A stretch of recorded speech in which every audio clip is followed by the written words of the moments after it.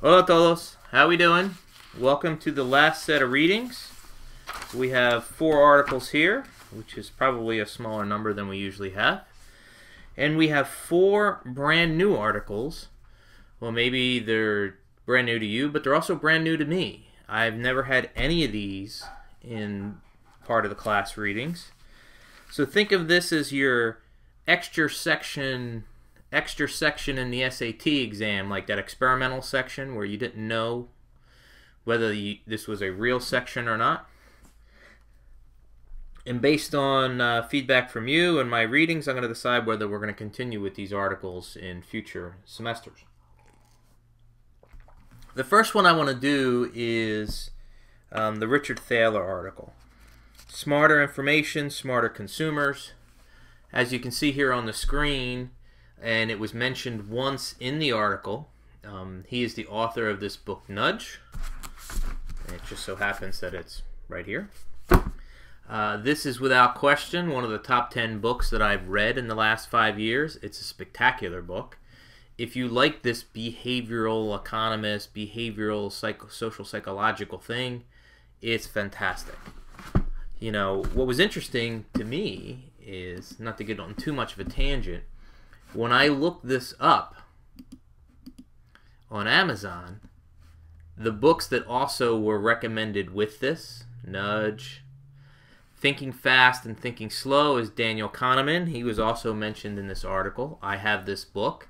This is a very thick, hard-to-read book. I've been through it once. I need to go back to it. This is not an easy read. This is a Nobel Prize guy. Predictably Irrational, I just held up. This is a fantastic book, very similar to Nudge. And both of these guys are PhD nugget dudes, man. They're fantastic. The Power of Habit I have here in the house. I have not read it yet, but this is on my Christmas reading list. Blink is spectacular. Love this book. This is one of my top 3 books of all time. Robert Cialdini is the godfather of persuasion. He is spectacular. Daniel Pink. I listen to his blog religiously. I've read this book. This is a spectacular book. It's about motivation, particularly intrinsic versus extrinsic motivation. This is a spectacular book. How to motivate people, how to motivate yourself. Outliers. Also, I'm a fan of Malcolm Gladwell. This is Malcolm Gladwell's best book ever, The Tipping Point. And Chip Heath and Dan Heath. I have not read this Switch one. This is on my to-do list here. Because I know this guy's a PhD from, he teaches at Stanford. You know, and I'm going to click to this in a second. I know of Nate Silver. This is a data guy. I don't know if I'm going to read this one or not. But I know of this book, and I've seen him on talk shows many times. And he's a predictive analytics kind of guy. With regards to, in this article, how companies get that smarter information. But one last thing. This book here, which is Chip Heath, along with Cialdini, this is one of my top 3 books, you know, recommendations. I love Made to Stick. It's spectacular. Made to Stick with the Robert Cialdini book, Influence, right here. Those are the top 2 persuasion books I've ever read. If you want to be more persuasive, these are the 2 books. Just those 2 books. Well, one more. One more. The trilogy.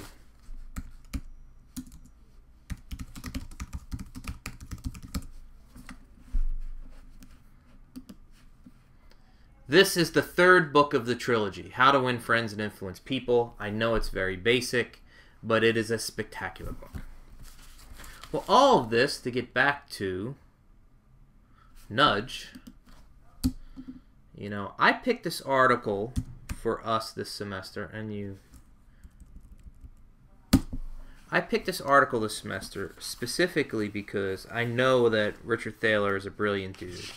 And particularly because if you scroll over to page 50, And it really starts on 49 with the Brightscope example, the Tesco example, and the First Fuel example.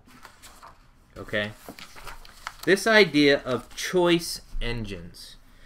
Now, in the article, he calls them choice engines, but a few times here and there throughout the semester, we were calling them recommendation engines. And recommendation engines is the predictive analytics, you know, a la Nate Silver, that the Googles of the world use, the Amazons of the world use, the eBays of the world use, to decide on these recommendations for us.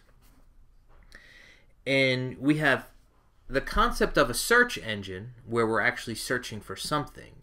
And then we have the concept of a choice engine or a recommendation engine when something gets pushed to us. Push notifications. Now, most push notifications that we have now in our Web 2.0 world are unsophisticated. You know, you pre-select in some app, hey, I'm an Eagles fan, so Eagles information gets pushed to you. You know, yes, it's something that you pre-select, but it's not quite a recommendation, something that you hadn't thought of. I don't know if any of you use Google Now, but Google Now is really getting to that recommendation engine, but in a more useful analytics kind of way. Google Now could see, if you enable it, your traffic patterns. And every morning they see that you travel a certain route between this point and this point. Well, Google Now could give you, before you ask for it, an alert that there's an accident in your traffic route before you even search for it. Google Now has all kinds of neat little features along those lines. And over the weekend I was listening to a podcast, and they believe that this choice engine, recommendation engine concept of Google Now is what's going to make the wearable devices, these smart watches or whatever they are when they come out, useful. Something beyond just telling the time. Because most of the time we go to our phone and we pick it up and we do an active search. But just like we check the time on our wrist, it would be really great if something was pushed to us. Cool article. Cool article. I actually thought we were going to get more in depth about recommendation engines, but nonetheless, it was a good article. All right, our next two articles, you know, advertising analytics 2.0 and mobile devices, think apps, not ads, are very much in the worldview of how this course was created originally. You know, I'm not an overly techie kind of guy. I like technology, but it's not like that I crave technology. How I got into the internet is when I was in my doctoral program and the internet was just blowing up. And I saw in a search engine optimization, search engine marketing kind of world that it was so much easier to track the ROI of marketing dollars in the electronic world.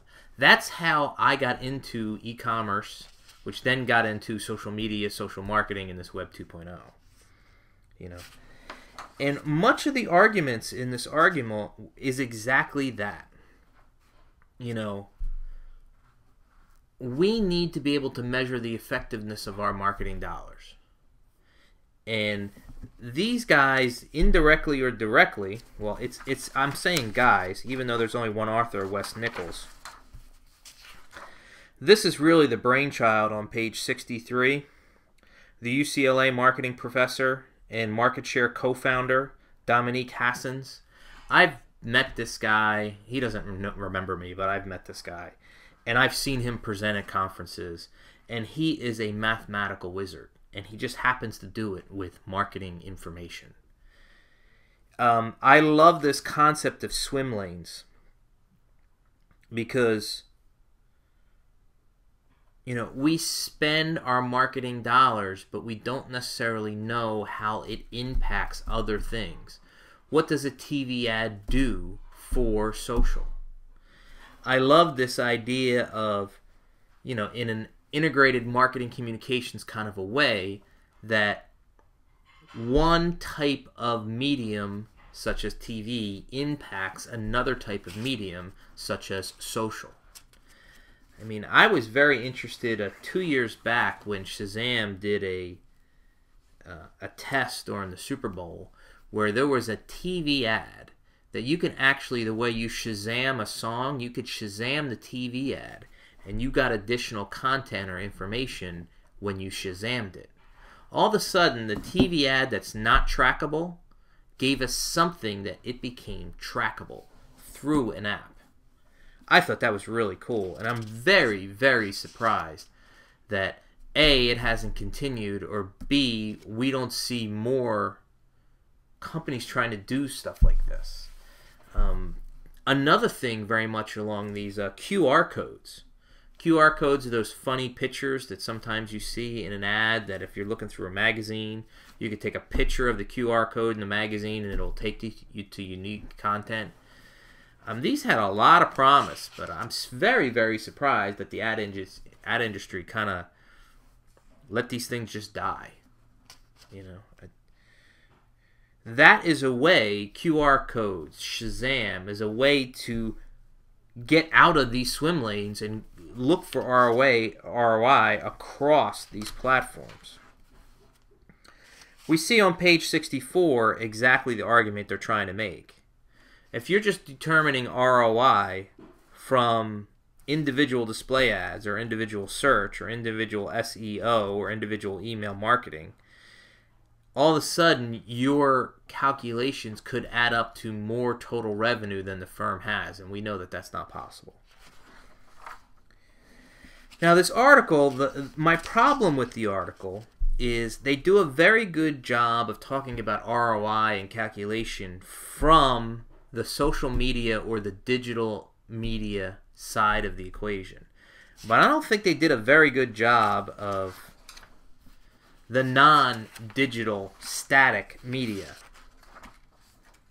You know, they just have a couple lines in here, you know, saying, okay, yeah, we got to make sure that we find a way to measure television ads. Well, that's a heck of a lot harder to say than just that. You know, overall, I like the philosophy of this article. I liked what they were trying to get at. I like this concept of swim lanes. I like the concept of trying to calculate your ROI because that's really where my head's at. I wish this was more of a toolkit article. You know, this is more of a big picture kind of philosophical article, and I wanted this to be a toolkit article. Good, not great, just good. Our next article, for mobile devices, thinks apps, not ads. Sunil is the chair of the department at Harvard. This was a very easy to read article, and unfortunately it was so easy to read, I don't know how much really there was in this article. If the advertising analytics was good, not great, this is just okay and not good. A little disappointed by this one, especially given who wrote it. You know, there's no major takeaway here. I mean, it's pretty disappointing. Yes, we all know that ads in a mobile platform don't work. Great. Thanks, buddy. This is March 2013, and he's saying it now? This is not new. This is not new at all. He does have, you know, try to add convenience, offer unique value, incentives, social value, entertain. Yeah, but sorry about that one, folks. The last article, which at least maybe I'm biased, but if there was one article that saved a lot for this week, it would be the Steve Jobs one. Let's see, books.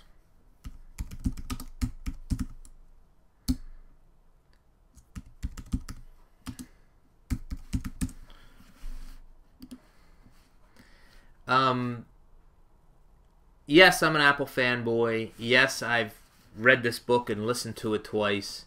I know it very, very well. The article that you read is not in any way, shape, or form like this 700-something, 600-something page. How many pages? 600-something page book.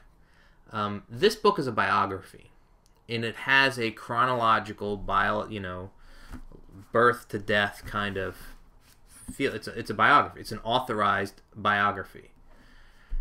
If you really are into Apple and you're really into Steve Jobs, this is by far the best book to ever get your hands on. Mr. Isaacson, had more access to Steve Jobs than anyone else other than his wife and maybe Tim Cook and Johnny Ive. This article here doesn't resemble anything like the book. So if you think you really like this article and you want to go read the biography, you might be disappointed. All these things came out of like a couple after he went on the book tour. The author of the biography kept coming, people kept saying, well, what did you learn from Steve Jobs? Well, he ended up coming up with the real leadership lessons of Steve Jobs. And this is really a fantastic summary of some Steve Jobs nuggets. Okay? I'm going to walk through some of these. This was a very well-written article. This was pretty self-explanatory, so I'm not going to rehash everything here. Jobs was maniacal about focus. He really, really, really would go to an off-site meeting, have people brainstorm on the top 10, the top 100 people meeting, give me the top 10 ideas that we're going to work on in the next 18 to 24 months, and then he would go up and scratch out 7 of them, say we're only going to do 3, or we're only going to do 1. And the reason, Apple has that kind of focus and they have that attention to detail because they tend to do fewer things. They'd rather do fewer things better than a lot of things kind of mediocre. Directly related to this is simplify. For a multitude of reasons in Jobs' background, Zen, Buddha, whatever we want to call it, he really liked things to be simple, stupid. Multiple times in the book, we talked about Apple wanting to be responsible for the entire widget. End-to-end responsibility. They want to make the hardware and they want to make the software. And the reason why Steve Jobs made them get into retailing and do stores, which seemed really crazy in 2001, is because Jobs was really upset at how Apple products were being sold. And he wanted to take some of the responsibility even for that.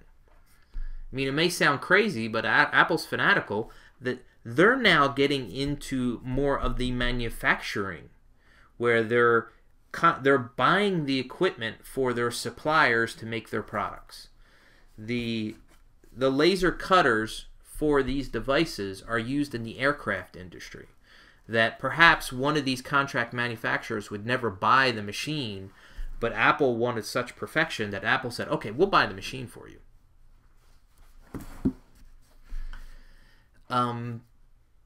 Yes, when behind Leapfrog, I understand this.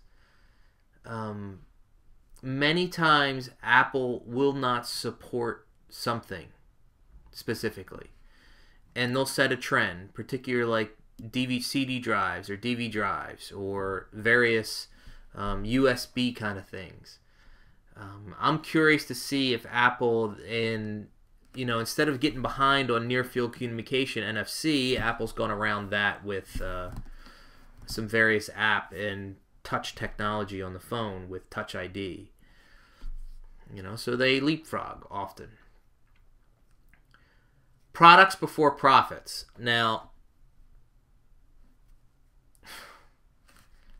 Apple's a ridiculously profitable company.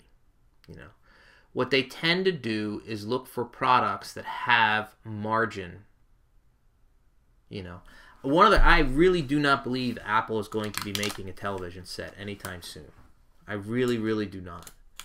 Not only is the industry cutthroat, but TVs have 1 to 2% margin. Apple will never get into a product class that has 1 to 2% margins. They're upset that the iPad mini has 27 or 28% margin, which is really low for them. They like 35 to 40% margin in their products. This right here, I want to talk a lot to. Don't be a slave to focus groups. There is, you know, let's just look at this part right here. When Jobs took his original Macintosh team on the first retreat, one member asked whether they should do some market research to see what customers wanted. No, Jobs replied, because customers don't know what they want until we've shown them. He evoked Henry Ford's line, "If I'd asked customers what they wanted, they would have told me a faster horse." Now, I get that, and I understand this, but knowing as much as I know about Apple is every time Apple tried to create a product that never existed before, it failed. The Newton was a colossal disaster. In many ways, a lot of the Macintosh really was not a huge success. It was a very innovative product that didn't sell as well as they wanted to. There's multiple other examples throughout Apple's history that Apple was first to the market for something and it really failed. It really was bad. iCloud or Mobile Me, for example. You know, what Apple is good at is being a fast follower, right? When you're a fast follower, you're not the first one to the market. And what you do is you, instead of doing the research, okay, you get to see how your competitors, you know, react in the marketplace. You can benchmark what's out there and then you can improve it. You know, where, I mean, look at their major home runs in the last 10 years. The iPod, they were not the first MP3 player on the marketplace. MP3 players were around for 5 or 6 years before the iPod showed up. Okay, they did a better version of a product class that already exists. The category already existed. iTunes, you know, for all intents and purposes, we already had Amazon prior to that, and we saw that what record stores were trying to do. They just improved something that already existed. iPhone, you know, we had Windows/Microsoft. We had the compact PC phones. We had Palm phones. We had the Trio. We had Nokia devices. We had a lot of other smartphones. We even had a Motorola device that Apple called the Roker, that Apple put the iTunes software into it. And that was a failure. So this, don't be a slave to focus groups. You know, I don't want you to come away from saying, well, they should never do any market research. They do a ton of market research. They just do it differently. Okay? And they tend to do it in product classes where they don't have to be as much as the market leader for something. iPad, same thing. You know, the market was already established. Tablet computing was not new when the iPad came out. It really wasn't. The other thing that I don't remember him saying in here is, I know for a fact that all Apple's products get monster beta testing from Apple employees. I remember once, and usually I don't have too much success, but I was going into the Apple store for service, and I actually said enough things that I convinced the Apple salesperson to tell me before the iPhone 4 came out. He had one 4 months before it came out. He admitted it to me, and he even gave me a few details to show me that he was in fact had one. And what Apple does is they'll have 2, 3, 4, 1,000 Apple employees test marketing a device to get the bugs out, to do the research. They do it on their own employees before they let anybody else do it. Ben Reality. Jobs is famous for having a reality distortion field. And what it meant is that he was really he was really good at persuading people to do things that they didn't think they could do. Or the reality distortion field, which was coined by an Apple employee. If you got too close to Steve Jobs, he was so convincing and so passionate that you would believe anything that would come out of his mouth. And he had this ability to bend reality. You know, I think it was just passion, really, than anything else. Impute. You know, get things done. You know, Jobs was a perfectionist. You know, he really wanted the focus and the focus and the focus. And you can be a perfectionist if you have less trade-offs to make, meaning that you focus and things are simple. If there's too many variables, you can't push for perfection because there's too many variables. Tolerate only A players. You know, I listened to another podcast this weekend that actually trumped this. That there was a number of studies that have come out recently that having a team of all A players is not sufficient. You know, that teamwork and getting along is, you know, significantly more impactful than having only A players. Only if the A players get along. If you have A players to get along, that's the best scenario. If you have A players that don't get along, that's no good. A players that get along is the best scenario, but then you have, you know, a locker room of all people that may or may not get along. We've seen this with sports teams. The better scenario is to have a bunch of, you know, grinders that get along really, really well and play above and beyond their own talents. And this was the Boston Red Sox of this year. They had a good team, not a great team, but they still won it. You know, other teams had more A players, but who won the World Series? Apple is all about face-to-face. They're building a new spaceship headquarters that they're going to be able to do more face-to-face. Apple, Steve Jobs got this primarily from Pixar. Pixar is a campus that the building, the offices are all around the edges, and the center of the building is, in other words, in order to get anywhere, you always had to go towards the center of the building, so you would accidentally run into people. Apple has everybody headquartered in headquarters. They do not have remote offices. They want to have conversations face-to-face. He sweats the details. Jobs is a humanities person. His famous line here is here. Jobs, Apple is the intersections of liberal arts and technology. You know, that's pretty neat. And a lot of other technology firms, particularly Microsoft, often, you know, as classically, you know, they do not have the touchy-feely aspects of the technology. They're really good at technology, but the user experience of that technology, the art side of it, the social psychology side of it, the sociology side of it, the anthropology side of it, they don't get. And that's one of the things that Apple does really well. And this was from his famous speech where he did in Stanford. You know, stay hungry and stay foolish. You know, this was the end of the Whole Earth catalog when the last time it printed. You know, translation is keep your passion and don't be afraid to take risks. If you go to my blog, you know, there's very few people on the planet that I know better than Steve Jobs. If you type in Steve Jobs book review, chances are, at least last time I checked, you'll come to my, you know, Google, one of the top 10 responses from Google will be my blog. I know an awful lot about this guy. If you want further reading about Steve Jobs and his kind of a thing, come see me or come ask me questions. The last thing I want to say about this, and this is in the Harvard Business Review as well. Let me see, what issue is this? So this article was published in April of 2012. So readers come in June 2012 and start saying all these other things, like Steve Jobs was a complete asshole, he was Machiavellian, da-da-da-da-da, he's a genius, you know. If the man weren't a genius, none of his bullying, perfectionism, or abuse would have meant a thing. He would have been a middle manager from hell. The horrible boss, the short-sighted CEO. It's genius that makes us forgive those personality traits that we would not tolerate in most people. Perhaps.